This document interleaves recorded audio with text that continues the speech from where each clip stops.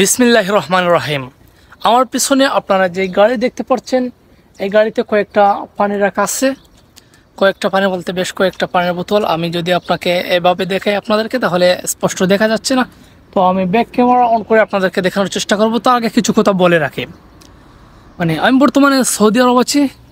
তো এই যে বোতলগুলো আছে, এই খারুরা এগুলা কি বলে, তো এই বোতলগুলো কতটা আস্থাশীল হলে মানুষ এভাবে বোতল রাখে, এগুলো কেউ একজন নিতে পারবে জেনেও বোতলগুলো এভাবে রাখছে।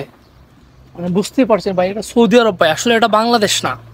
তো চোর নিতে পারবে, সহজেই নিতে পারবে জেনেও মানুষ যদি এরকম রাখে, তাহলে সৌদি আরব কতটা আস্থাশীল, সৌদি আরব কতটা বিশ্বস্ত। তো আমার এতক্ষণের আলোচনা শুনে অনেকে হয়তো ভাবছেন, বাহ সৌদি আরব মহান, সৌদি আরব অনেক কিছু, বাহ বাংলাদেশ যদি এরকম হতো। আরে ভাই, সত্যি বলতে বোতলগুলো এমনভাবে রাখা, এখানে কেউ বেরি করতে পারবে না। আপনারা অবাক হচ্ছিলেন তাই না? এমনভাবে রাখা বোতলগুলো, সেগুলো কেউ ভেরি করতে পারবে না। আপনারা দেখতে পাচ্ছেন এখানে, আমি যদি দেখাই, আমি যদি ব্যাক ক্যামেরা দিয়ে দেখাই, এগুলা এই দেখতে পাচ্ছেন। এটা যদিও যখন না, কি বল কি ভাষায় প্রকাশ করে, যদি এটা না খুলে তাহলে কেউ বের করতে পারবে না। এটা এমনভাবে রাখা, আমি ব্যাক ক্যামেরা আপনাদেরকে দেখাচ্ছি। তো দেখতে পাচ্ছেন আপনারা এখানে এমন সিস্টেমে রাখা।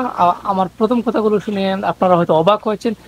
অনেক ইউটিউবাররা এরকম ভিডিও দেয়, আলতু ফালতু ভিডিও এরকম দিয়ে মানুষের আবেগকে কাজে লাগিয়ে ভিডিও বানায়, ভিউজ কামায়।